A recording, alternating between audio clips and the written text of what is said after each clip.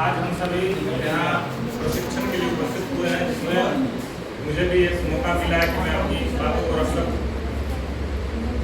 आज मैं इस कड़ी में एक 3D फिगर को संबोधित करने जा रहा हूँ, जिसमें एक है सिलेंडर।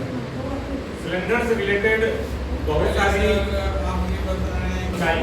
तीनों चीज़ों का सम्मिश्रण होता है। इसमें बच्चों को समझने में और समझाने में थोड़ी सी परेशानी होती है। बच्चे 2D फिगर को जल्दी ऑब्जर्व कर लेते हैं, जबकि 3D फिगर को ऑब्जर्व करने में उनको थोड़ा समय लगता है। तो ये जो 3D फिगर त्रिविमीय आकृति है, जिसमें लंबाई, चौड़ाई और के साथ साथ ऊंचाई को भी दर्शाने का है, तो इसका हमने एक उदाहरण के तौर पे सिलेंडर लिया था। सिलेंडर का बहुत सारा उदाहरण बच्चों को भी पता है, जैसे कि इसमें एक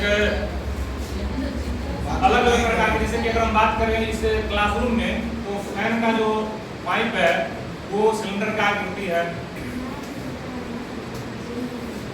पेन है मेरा, ये भी एक सिलेंडर फॉर्म है। बच्चों को इस प्रकार से हम समझा सकते हैं। अब इसमें ये है कि इसका उपयोग, इसमें जो पूछा जाता है सामान्यतः, जो 9, 10 के सिलेबस में पूछा जाता है बच्चों से, इसका वक्रपृष्ठ क्षेत्रफल, समभुज पृष्ठ क्षेत्रफल और इसका आयतन। आयतन के लिए जो हमारा अब आयतन का मतलब है कि इसमें जो है कितना पानी, अगर इस सिलेंडर में कितना पानी आ जाए या कितना लिक्विड आ जाए। तो इसको समझने के लिए अगर हम बात करते हैं कि इसमें जो एरिया है, मतलब जो ये आयतन कवर कर रहा है, कितना आएगा, तो ये जो है इस प्रकार से है। इसका जो बेस है ये वृत्ताकार है और वृत्त का जो क्षेत्रफल होता है पाई आर स्क्वायर होता है। पाई आर स्क्वायर में जब हम हाइट से गुना करते हैं तो ये हो जाता है पाई आर स्क्वायर है, और यही इसका क्या है, आयतन है।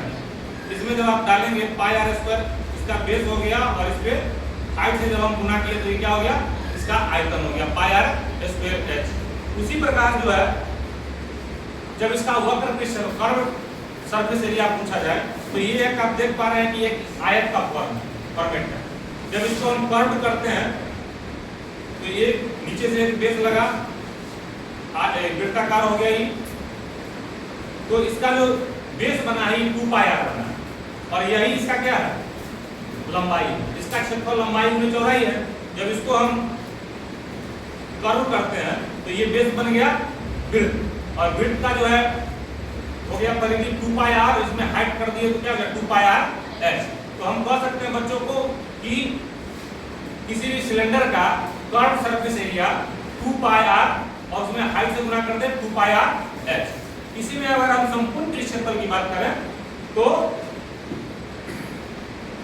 2 पाई आर एच, तो इसका कर्व सरफेस एरिया हो गया। इसमें 1 पाई आर स्क्वायर ऊपर और 1 पाई आर स्क्वायर नीचे, दोनों ऐड हो जाता है, क्या हो गया 2 पाई आर एच और प्लस 2 पाई आर स्क्वायर। इस प्रकार से हम इसको समझा सकते हैं बच्चों को कि अलग अलग आकृति को जो है 3D फॉर्मेट को अलग अलग प्रकार से समझाया जा सकता है। इसमें हम एक उदाहरण लिए थे सिलेंडर का, और भी है कोन है, सर्कल,